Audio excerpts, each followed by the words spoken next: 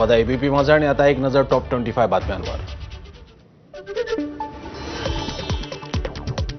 आर्थिक वर्ष 2024-25 मध्ये थेट परकीय गुंतवणुकीत महाराष्ट्र आणि कर्नाटकचा 51% वाटा दिसलाय। यात महाराष्ट्र देशात प्रथम तर कर्नाटक दुसऱ्या स्थानावर आहे।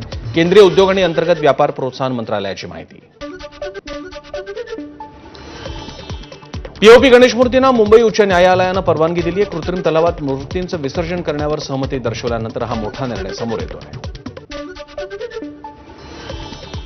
वसंतदादा शुगर इन्स्टिट्यूटमधील आयोजित कार्यक्रमात अजित पवारांनी शरद पवारांच्या शेजारी बसणं टाळलं। बैठक व्यवस्थेनुसार शरद पवारांच्या शेजारील खुर्चीवर असलेल्या नावाची प्लेट उचलून अजित पवारांनी बाजूच्या खुर्चीवर ठेवली।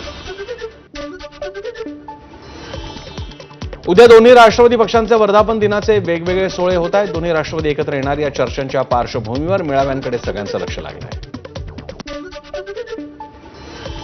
राष्ट्रवादी काँग्रेसचा उद्या पुण्यात 26वा वर्धापन दिन आहे। या निमित्तानं सोहळ्याचा टीझर अजित पवारांच्या राष्ट्रवादीकडून प्रदर्शित करण्यात आला आहे।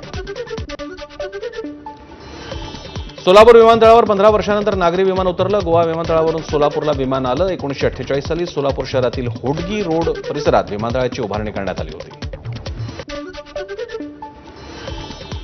प्रहार संघटनेचे अध्यक्ष बच्चू कडूंच्या अन्नत्याग आंदोलनाचा आज दुसरा दिवस। शेतकऱ्यांची सरसकट कर्जमाफी, दिव्यांगांना 6,000 मानधन आणि 17 मागण्यांसाठी त्यांनी आंदोलन सुरू केलं। सरपंच संतोष देशमुख यांच्या हत्येला 6 महिने पूर्ण होत आहेत। प्रकरणाची सुनावणी बीड येथील विशेष मकोका न्यायालयात सुरू आहे। मात्र 10वा आरोपी कृष्ण आंधळे अद्यापही फरार आहे। विदर्भात अचानक उन्हाचा तडाखा वाढला। नागपुरात पारा 43 अंशांवर गेलाय। दीड महिन्यानंतर सर्वाधिक तापमानाची नोंद झाली आहे।